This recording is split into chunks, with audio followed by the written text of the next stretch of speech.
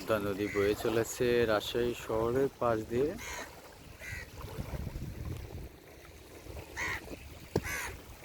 আমি আছি তালাইমারির পাশে, জাহাজঘাট জাহাজঘাট ঠিক না, আসলে ঠিক এটাকে বালুরঘাট বলে। এই যে বর্ডার গার্ড বাংলাদেশের আমরা স্পিড বোট দেখতেছি এখানে। এখানে বর্ডার গার্ড ক্যাম্প রয়েছে। একজন ক্যাপলা জালের শিকারে মাছ ধরতেছেন তার ক্যাপলা জাল দিয়ে। এটাকে অনেকে ঝাঁকি জাল নামেও চেনেন, আবার ক্যাপলা জালও বলা হয়, কোথাও কোথাও তৈরা জাল বলা হয়। বিভিন্ন জায়গাতে বিভিন্ন নামে জালটিকে ডাকা হয়।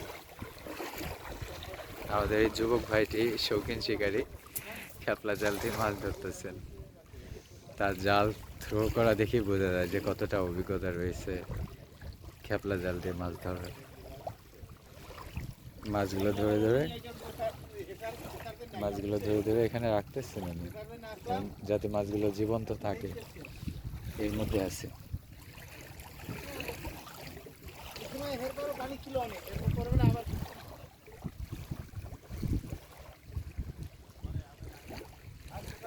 সুন্দর বাতাস বইতেছে, মিষ্টি বাতাস। ও একটা প্রজাপতি চলে আসছে।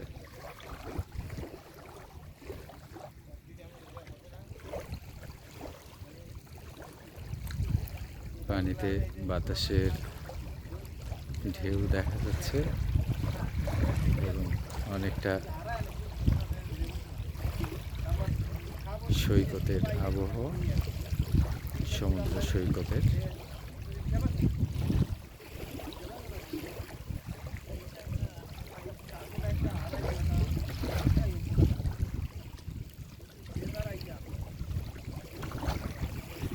জাল উঠে গেল।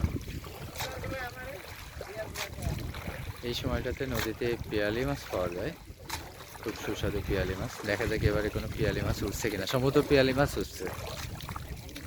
পিয়ালি মাছ পাওয়া গেছে আবার।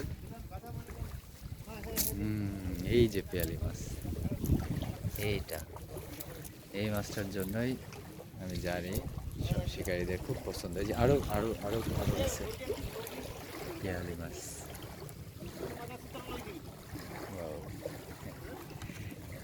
এবং যেটা বলতেছিলাম, ভাইজান মাছগুলোকে জীবন্ত রাখতেছেন এইভাবে।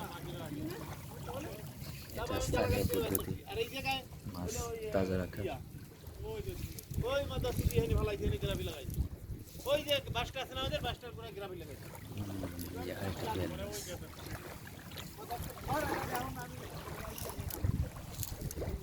আর আছে কিনা আমরা একটু দেখি।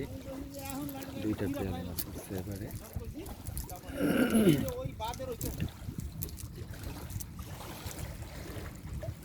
না, শুধুমাত্র দুইটাই পিয়ালি মাছ উঠছে, আর কিছু পুঁটি মাছ উঠছে।